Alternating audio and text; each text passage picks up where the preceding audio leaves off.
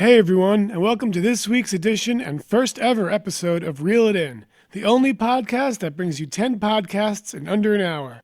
Here's the extended first episode introduction, and then we'll get right into it.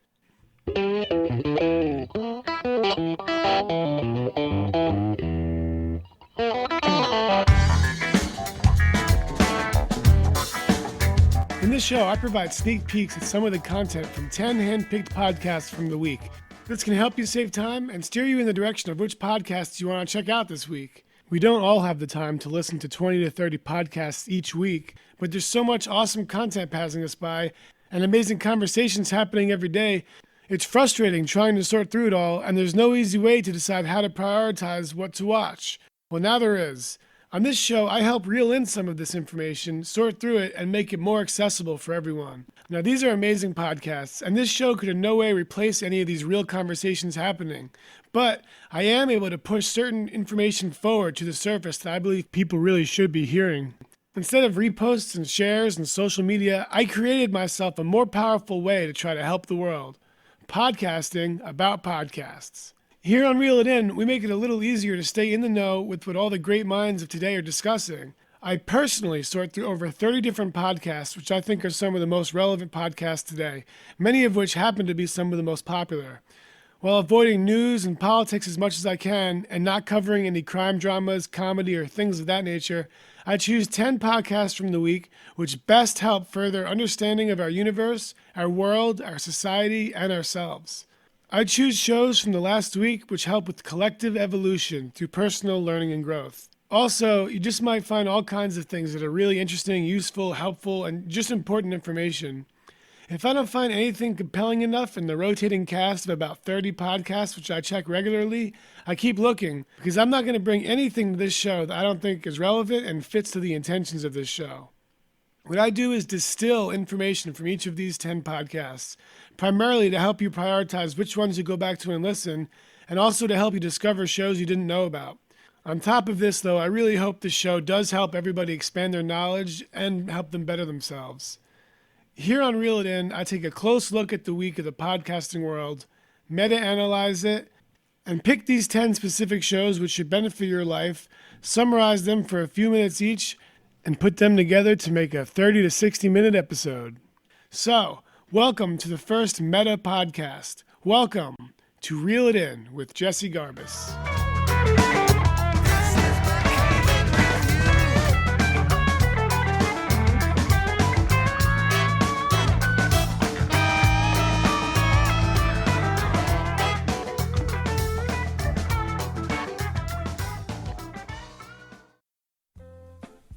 Wait, you're listening.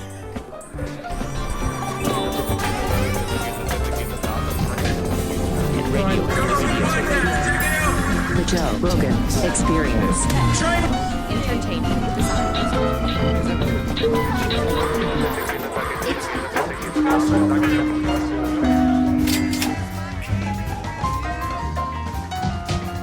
All right, episode 1, here we go. Let's get into it.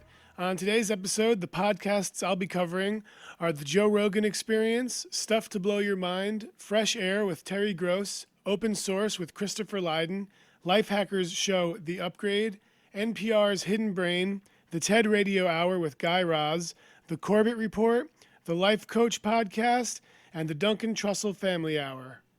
Should be an awesome show, so let's get it going. And we're live. Hello, Bernie.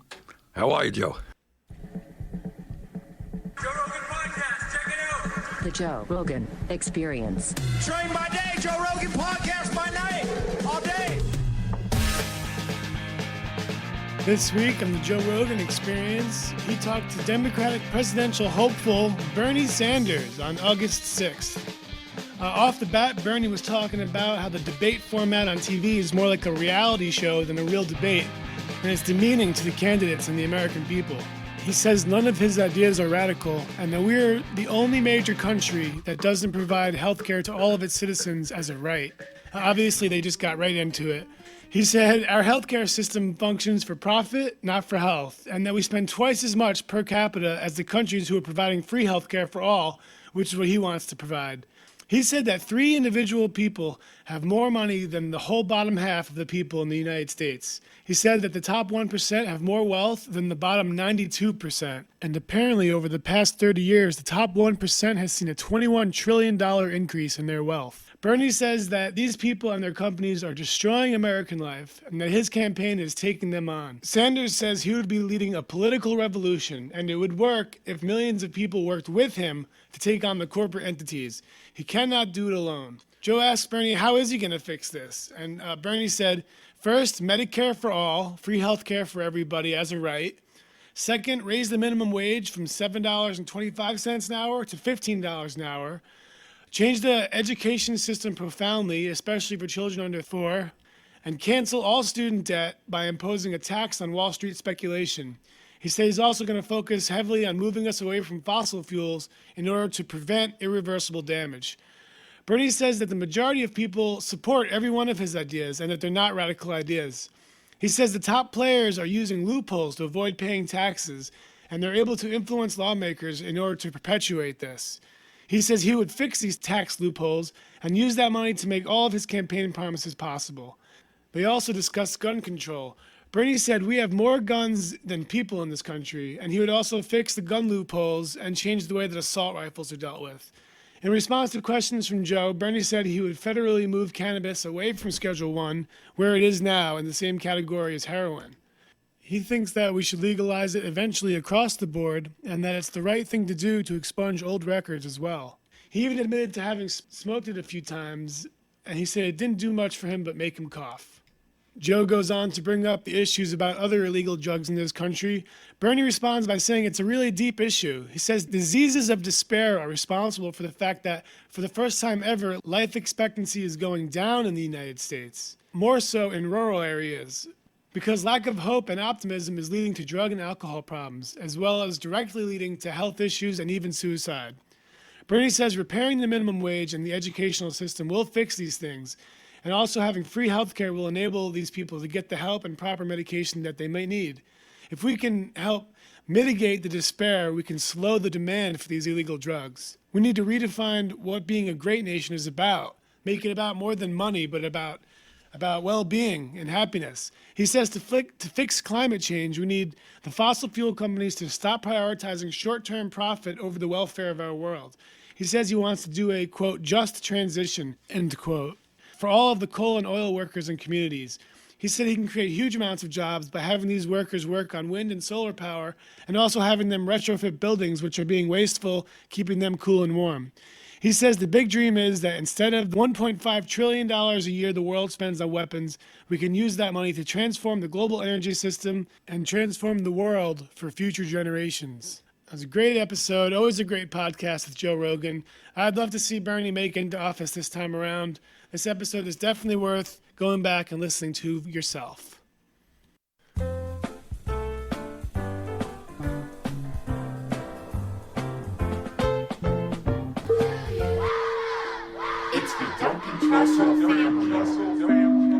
Yes, sir. We are here with The Duncan Trussel Family Hour, one of my favorite podcasts. This week he had Dan Harmon on, the creator of Community and half of the creative force behind Rick and Morty.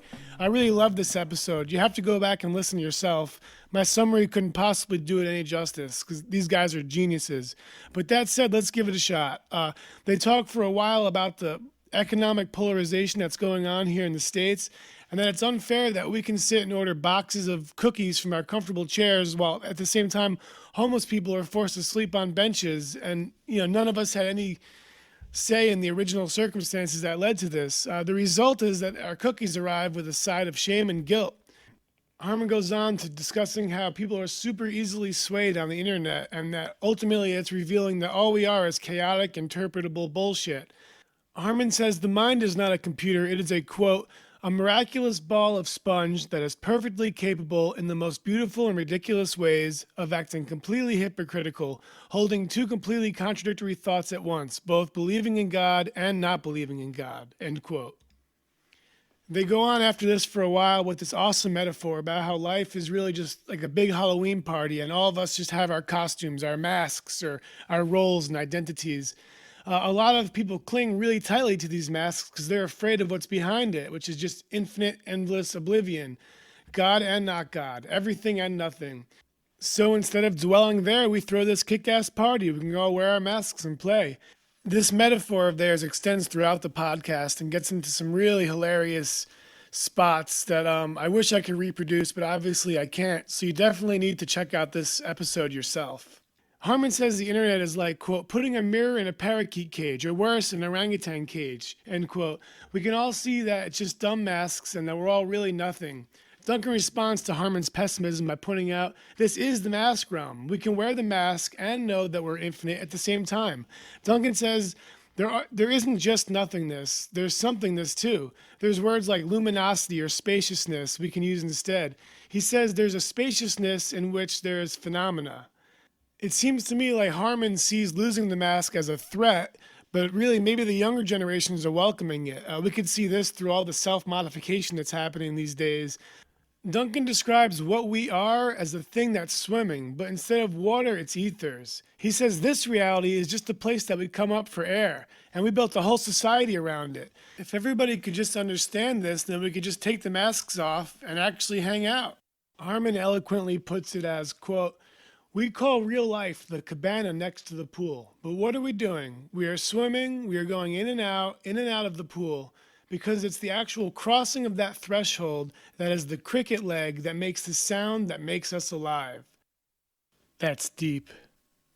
Duncan says no one can remove your mask for you. This is something you have to do yourself, no matter how much help you may try to get. And Harmon says it's okay because you're always safe. No one can really hurt you. You can always go back to the guy ordering his box of cookies with a side of guilt. He says that we're finally reaching a time that we can decide which mask we're wearing. The days of arguing and forcing each other to follow certain roles are behind us, fostering a time of personal evolution. It's not a time to perpetuate or identify with our ability to do whatever we want. He said doing whatever we want is literally the, quote, least special thing, the least that we can offer, end quote. The next frontier is other people once we get beyond our masks. Learning to really be in the room we're in, to be less reflexive and listen more and analyze more and be more selective about our reactions. After this, they start talking about if you are your thoughts, then who's the one hearing your thoughts? And then who's the one analyzing that? A lot of really fun stuff. The takeaway is we are not our thoughts. With focus and practice, we can start to be nicer to ourselves in our minds and eventually control our thoughts towards helping us to become the types of people who we really want to be. Duncan advises to take more time between actions and allow ourselves that extra nanosecond to think about our thoughts. This behavior can help us break bad habits and negative thought cycles. You've got to check this episode out. These guys are really fun to listen to.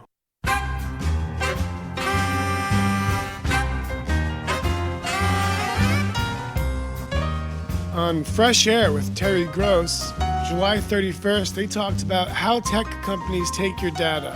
A super important episode. Definitely want to check this one out. Her guest, Jeffrey Fowler, writes for the Washington Post. Fowler says that by default, Alexa records everything. So does Google and other AI speakers. He said that in studying his own Alexa, he ended up finding loads of recordings from times that Alexa wasn't even supposed to be activated. He did mention, however, that you can go to the privacy section of the website and delete the stored recordings. Each of these different AI companies has different policies about storing and deleting stored recordings. He goes on to discuss more places that were leaking data, like from our internet browsers. He says that the add-ons and extensions are harvesting information from us and selling them as a side hustle. He says there are sites where you can go and buy information about exactly what people are clicking on and what they're doing. Apparently, it's not only legal, but very common to be sharing this sort of data and making it publicly available. He says that the Google Chrome browser has basically become surveillance software, and he highly recommends switching to Mozilla Firefox. After hearing this podcast, I went and deleted all of my old stored Google info and made the switch.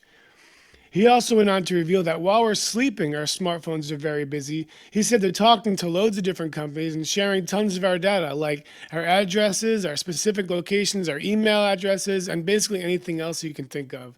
He said this is happening because apps have things inside them called trackers.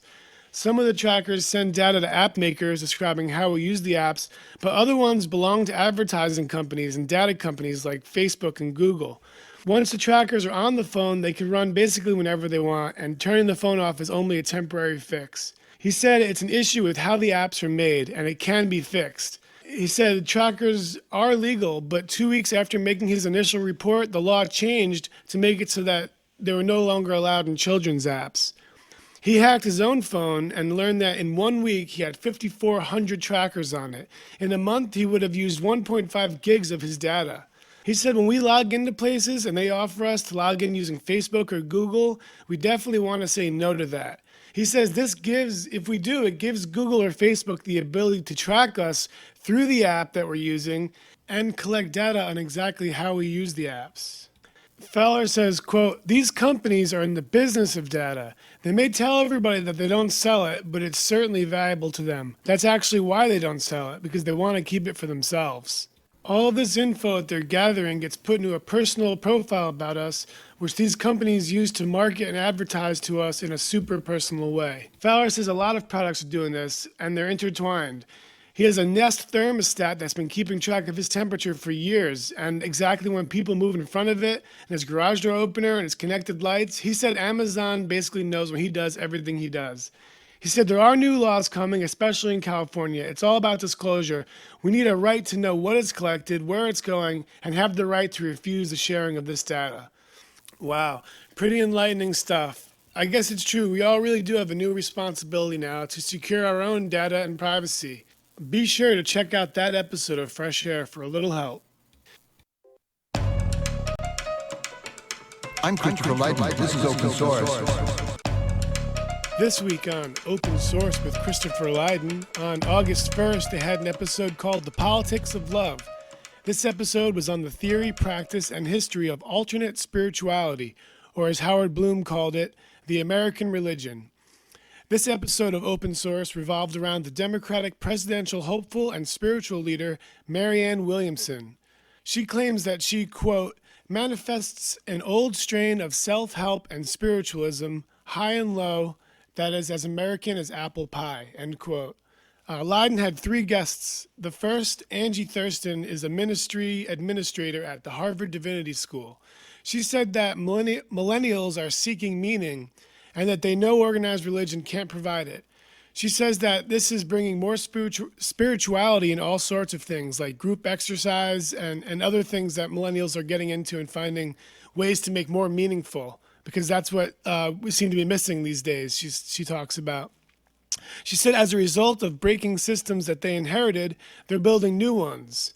Thurston also says that this is what Williamson is representative of. Williamson has been appearing on Oprah for decades, using it as a platform to share lots of spiritual teachings, such as the word that, quote, every life is a platform, end quote. She says basically that everybody has the potential to be stars, and that we have to stop obsessing over ones who are already doing it and make it happen for ourselves. The next guest was a Harvard literature teacher named Beth Bloom. She referenced a book called The Power of Positive Thinking by Norman Vincent Peale. I think a lot of us have heard of this book. It's really a must-read for anyone trying to get more out of life. I love this book. She discusses a 1920s concept called New Thought. She says both Trump and Williamson are using this, and that actually dates back to ancient Greek and Roman Stoics who say that nothing is actually good or bad, but it's our attitude which controls reality. The next guest was Dan McCarran, a senior lecturer at Harvard Divinity School. He talks about the time of Ralph Waldo Emerson and his friends like Theodore Parker. He said that these guys are the roots of moving transcendentalism into politics. Basically, what they're talking about is changing what's inside our minds to affect what's happening around us. The idea is if we do our inner work, our inner landscaping, that the outside will take care of itself, and if we cultivate the right emotions, then the world will change around us. And this will empower us with what we need to foster that change. They say that opening our imagination allows us to invent into a different reality of being. Once we change our thinking, then everything around us changes. This is exactly what Williamson is tapping into and trying to share with everybody. They talk a bit about how she's bringing divine and spiritual energy to the people just by running for president. Her energy, even if she doesn't win, is still inspiring others who think like this to run and feel comfortable thinking and talking in this way. This is a great episode of Open Source, definitely worth checking out. Open Source with Christopher Lydon is actually the first podcast ever, he says, and it's been running for 15 years. He does a great job with talking to 3 different people at once. Definitely worth a listen. The team at Lifehacker has a podcast called Upgrade, which is all about improving your life 1 week at a time. They had an episode on August 5th called How to Do Nothing. Melissa Kirsch and Alice Bradley, editors at Lifehacker, helped us understand this in a deeper way. Melissa says they aren't talking about just being lazy and hanging around. It's more than just relaxing or unplugging, but it's actually about being present in your own life and understanding what's going on around us. Rob Walker works for Lifehacker and published a book called The Art of Noticing, which is to help spark activity and find joy in the everyday. They talk to him about being more present in the age of distraction. He talks about stillness and setting time aside to just sit in the stillness and listen to life. He also says it's nice to look out windows as we pass them, just to look deep in them and see what kind of things we can notice, look all the way to the edge, and then compare to how they look later, tomorrow. He said we need to take time to have small and approachable ways to take breaks for ourselves. Pico Iyer is an essayist and novelist who is on the show to talk about how to perfect the art of stillness. He says we need to find points of liberation which are hiding out in the day to fight anxiety. He wrote The Art of Stillness. He says he's been good friends with the Dalai Lama for 44 years, and that the Dalai Lama has been a huge influence on him regarding presence and attention. The Dalai Lama meditates for 4 hours every morning. He says he's 83 years old and never takes a break. He's fully focused and able to stretch every moment out, and it's because he collects himself every day for 4 hours. Pico says he makes sure himself to take 72 hours of silence every 3 to 6 months, minimum. Despite how hard it can be to get away from family and work, make sure that he's able to do this. He says as soon as he does, he's able to reprioritize, and he comes home energized and joyous, excited and refreshed. He said it's like an oil change for himself. He said the moment that he steps into silence, everything returns back to how it should be and all the problems fade away. The last guest was Jenny Odell, author, artist, and educator, and just came out with a new book about resisting the attention economy. She said that a lot of these apps these days are purposefully designed to get and hold our attention for as long as they can. Their goal is to keep us engaged, and this, combined with all the clickbait and all the advertising, is all part of what she calls the attention economy. She says at this point it has fully seeped into every aspect of our lives. It's far beyond what it used to be, and now it's constant. She also says that simply unplugging is just a band-aid for this issue, but it's not a cure. Jenny says that all these algorithms and all this information they're gathering are being done to determine a fixed version of who we are to make us more easily advertised to. She also says a lot of people are avoiding community and they're not paying attention to what's going on around them, and that's probably a result of living in the online world.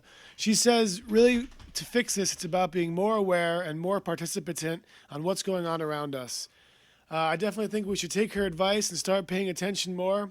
Also start paying attention to what it is that we are paying attention to.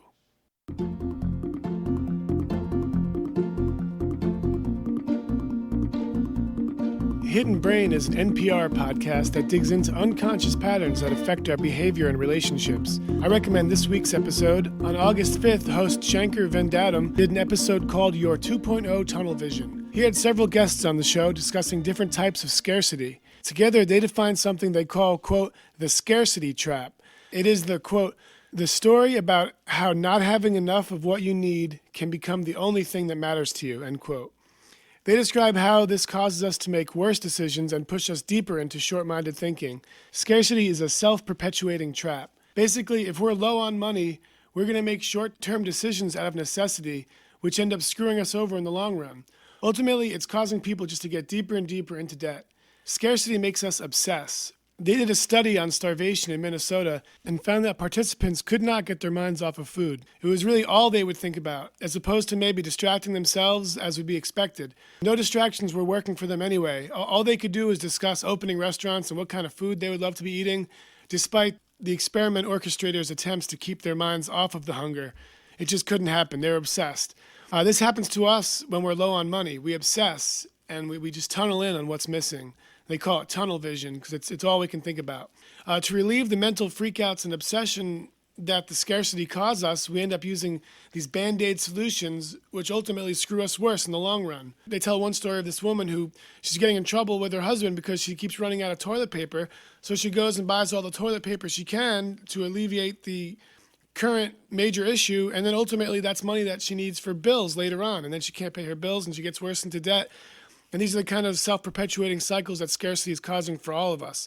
It makes our brains not function properly when we're operating in these times, and it causes the tunnel vision. They say this, quote, tunnel vision takes up too much of our mental bandwidth. It makes us less focused and present while we're going through life because our minds are filled with ideas of what's missing and there isn't room for much else. It doesn't just happen with money, it also happens with lonely people too, they say. These people care so much about being liked and making good impressions that they can't focus on what's actually being said. They end up overdoing it and becoming awkward. This perpetuates their loneliness because no one wants to hang out with them because they're so weird. They also did some research on farmers and they found that when they're flush with cash post-harvest, they're better at making long-term decisions. But these same farmers in times of scarcity make much worse decisions because they're taken hostage by the scarcity. Another way it affects us is time scarcity. We become so overwhelmed with things to do that we end up doing nothing at all. To respond to time scarcity, we end up just wasting time, just to alleviate the pain of having too much to do. And obviously this perpetuates the problem. They say scarcity, quote, robs us of our insight, and it makes us not care about ourselves or our health or our work. They say the key to fixing it is to free up bandwidth and not be consumed by what is overwhelming us. We need a lot of distinctly empty time in our schedule to avoid tunnel vision. Quote, preserving bandwidth takes conscious effort. In moments when we fail, it is important to look up and realize we are in a tunnel.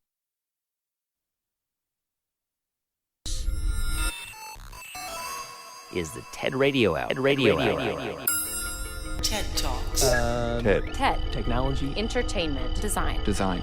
Is that really what TED is? I've never known that. From NPR.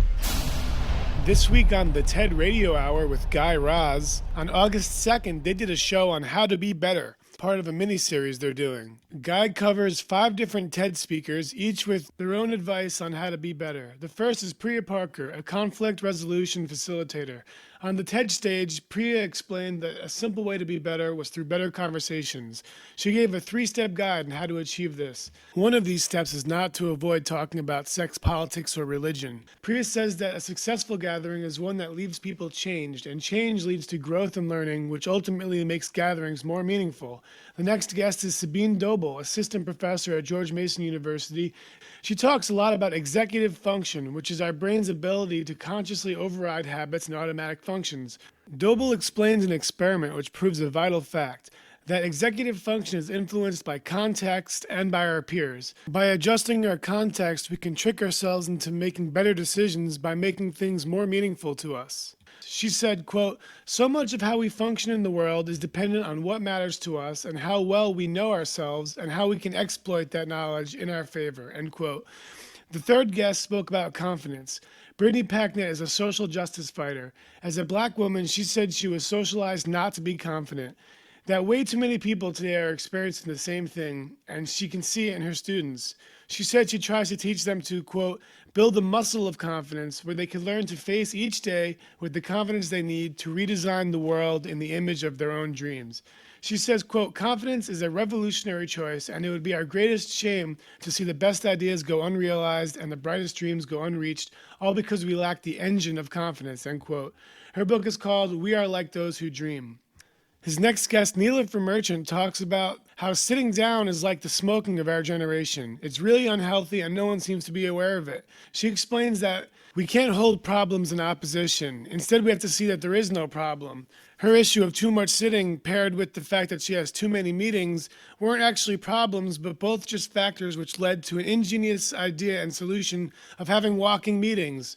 She now walks 20 to 30 miles a week while working. The last guest is a research psychologist at Stanford University, Kelly McGonigal. She gives a great talk about how stress isn't necessarily a bad thing. It's actually the belief that it is, which is the problem. She says stress is really, quote, changes that are taking place in my brain and body to help me rise to the moment that matters, end quote. It isn't bad. It is our body providing energy to the situation, and it's sometimes uncomfortable. Our bodies are preparing us to meet the challenge. The increased heart rate is preparing us for action, and the quickened breath is bringing more oxygen to our brain. We have to stop fighting the stress and learn to accept it. Change the narrative to something like, I can do this, I can handle this. I may not be able to control it, but I can handle this. She says we need to see stressful situations as opportunities to cultivate courage. The fear, anxiety, and discomfort are sort of like side effects to the growth and learning that we can get from stressful situations. She wrote The Upside of Stress. Super powerful episode. You should check that out and the rest of the miniseries if you at all care about being a better person.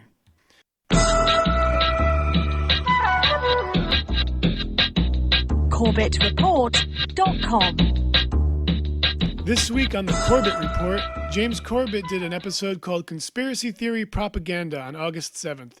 He says conspiracy theory is a word that was purposefully made pejorative to keep people from questioning things.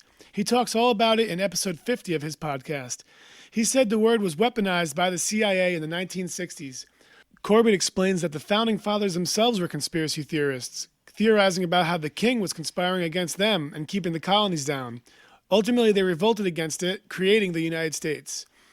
He said the term has been, quote, weaponized and deployed as a tool largely to marginalize voices that have alternate ideas or want to explore alternative potential theories about the way the world operates or the way various events have played out, end quote. The rest of the episode focuses on this Yahoo article which states that the FBI is calling fringe conspiracy theories a domestic terrorist threat. You should definitely check this article out yourself. They also talk a bit about QAnon, which is another thing or person that you should look into yourself, QAnon. The FBI is trying to say that conspiracy theories cause domestic extremist behavior or terrorism. This article gets broken down in great detail in the episode. It's pretty scary stuff. They give examples of some conspiracy theories by name, some of which I've definitely paid a lot of thought to. They're actually saying that people who are looking into these potential theories are actually possible terrorists, which is crazy. This article talks about the New World Order, which Corbett covers in his episode number 101, and also in episode Questions for Corbett, episode 19. Also his episode, The Anatomy of the New World Order, if you're interested in hearing more about that topic from him. He says the FBI is saying that anyone discussing the New World Order is spreading hate. And he said this doesn't make any sense to him because he even has a video specifically called Only Love Can Defeat the New World Order. Pretty funny stuff. False flags is another term that they mention, which is something I suggest looking into, false flags. The FBI is pointing out how our ability to crowdsource and share information is dangerous, when really it's actually helpful for collective growth. They're connecting this free information exchange with domestic terrorism and extremism, and this is a dangerous formula.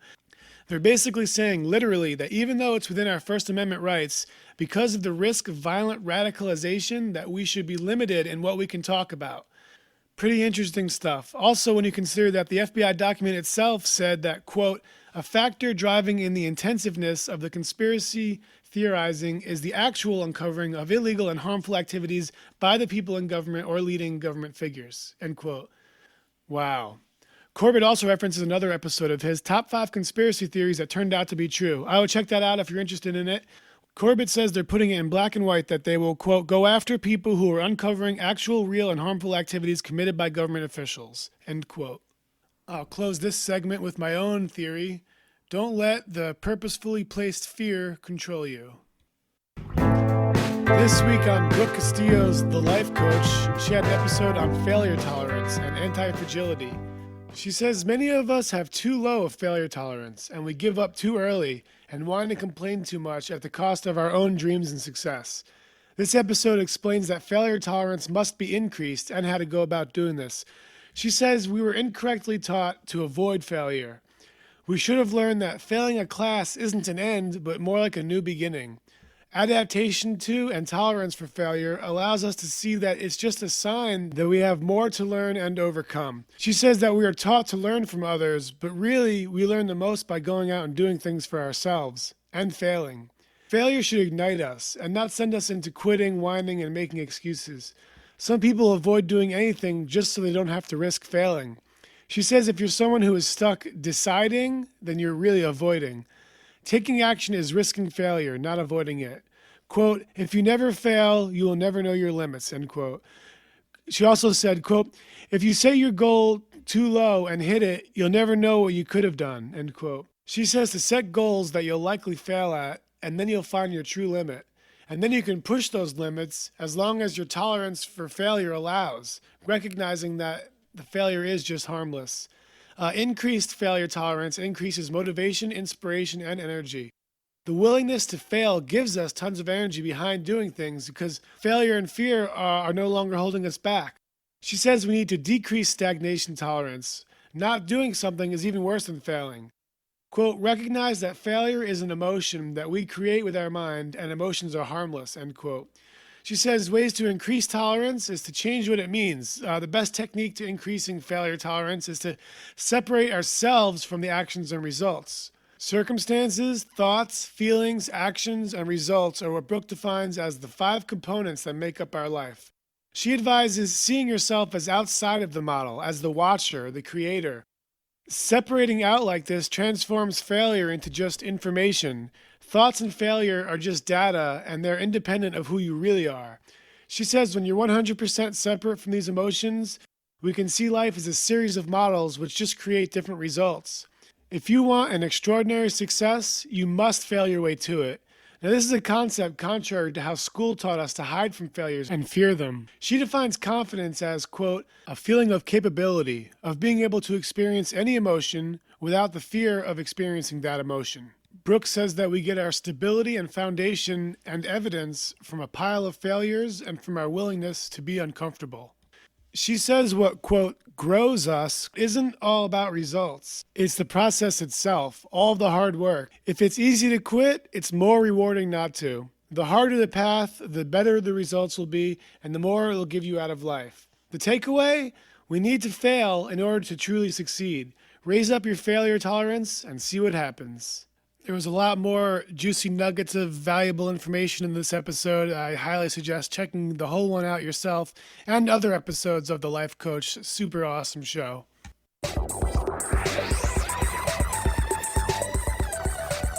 This week on Stuff to Blow Your Mind, Robert Lamb and Joe McCormick discuss how social media is a bummer, B-U-M-M-E-R, on August 6th. Bummer is actually an acronym that stands for Behavior of Users Modified and Made into an Empire for Rent. They describe how apps are purposefully addicting us. They say it's because we are the product and it's our attention that is being sold to advertisers. They say while admittedly some people are getting more out of social media than it gets out of them, it's still the case that for most people it's not actually a healthy relationship. They go on to say this is purposeful and we are being manipulated into using social media more just to expose us to more ads. This episode focuses on Jaron Lanier, who is an amazing individual, a scientist, musician, a writer, and the man who popularized the term virtual reality, though he didn't coin it. He also founded VPL Research in the 1980s and even helped with the Nintendo Power Glove. They're discussing his last book, 10 Arguments for Deleting Your Social Media Accounts Right Now. He isn't anti-technology, but he writes about the problems with technology and social media and also how to fix them. He's the optimist, trying to find answers for a better future. Lanier says that it isn't that we need to quit forever, but it's important to quit for a while and come back, to get insight in exactly how much it is affecting us. He also thinks that we can fix it and make it into a system that does work better. In his book, Lanier says, quote, due to social media, you are partially losing your free will, end quote. Also, quote, social media is, at heart, a mass program of behavior modification for rent. That is how these companies make money, end quote. Basically, Facebook is paid by advertisers to influence users in some way. They say social media advertisement is more sneaky and sinister than all other types of advertisement. It is modifying our behavior in ways that we are unaware of, and we don't really know who's doing it. It raises the question, why am I being presented what I'm being presented? What kind of effect are they looking for by bringing certain stories and content to the surface? They also clarify that it's not all the work of some sinister humans. The platforms are controlled by humans who tell the program what incentives would be algorithmically optimized, but they aren't intentionally trying to harm the human race. Lanier says that bad business incentives which prioritize behavior modification are making algorithms be created which automatically commit these behavior modification schemes. The social media's data collection makes it a perfect medium for controlling our behavior, manipulating us like complicated machines using concepts from behavioralism. They figure out how we react to certain stimulus, and they're constantly learning more and more about exactly what makes us tick by seeing how we act when certain things are presented to us. They say engagement, aka manipulation, is increased by negative and extreme posts and topics.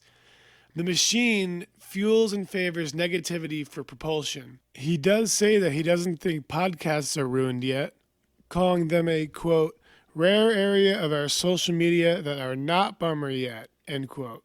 The 10th reason to quit, according to the book, is, quote, social media hates your soul. In the book, Linaire says, quote, your ability to know the world, to know truth, has been degraded, while the world's ability to know you has been corrupted. He is saying that behavior modification is changing what it is to be a person at all, for everyone. It's operating like a religion, taking some of our free will away while giving more free will to others. The book draws lots of parallels to religion, and also how social media is making us meaner and have a more domination mentality. By allowing the algorithms to control what we see all day is letting them control what shapes us. Are these AI changing what it is to be human? How and why? And do we want to keep being a part of it? He says the way to fix it, because he is optimistic and believes that it can be fixed, would be for us to delete our accounts and let a new model come to the surface.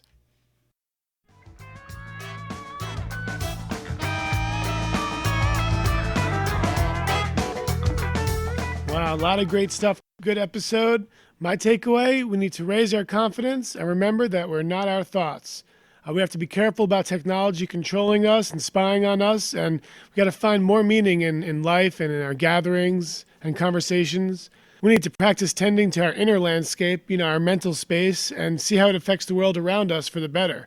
Basically, if we're happier and we're in more gratitude inside, we're going to see the world around us respond to us.